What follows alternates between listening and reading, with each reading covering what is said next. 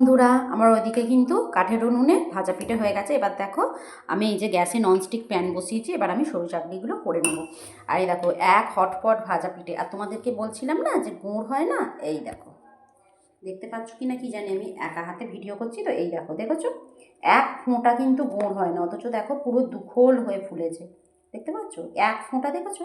ঠিক এই প্রসেসে করবে, তোমাদের এক ফোঁটা ভিতরে কিন্তু ওই ঢিপির মতন ওই জিনিসটা হবে না।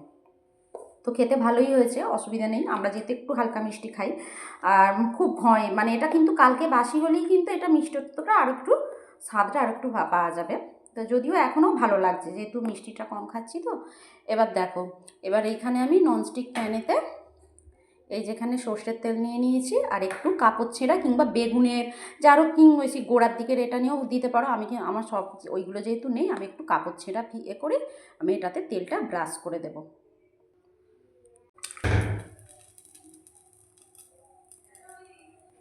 দেখো বন্ধুরা, যেহেতু আমি দু হাতা দিয়ে দিয়েছি, এবার এইটাই করে তোমাদের কাঁঠাল পাতা থাকুক, যাই থাকুক, কলা পাতা আর যাই থাকুক, ওটা দিয়ে এরকম করে ঘুরিয়ে নেবে।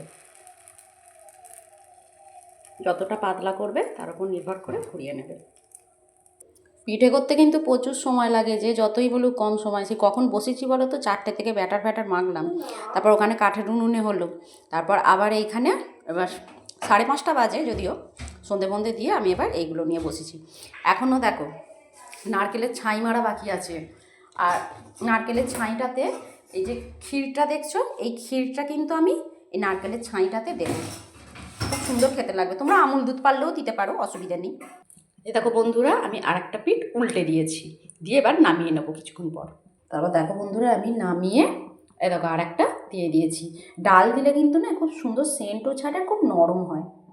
এ দেখো, আমার আরেকটা তৈরি হয়ে গেছে। এরকম করে বন্ধুরা আরও কিছু করে আমি ফেরত আসছি। দেখো, খুব পাতলা, একদম পুরো পাতলা হয়েছে। তো দেখো বন্ধুরা, হয়ে গেছে আজকের মতো এইখানেই। ধন্যবাদ।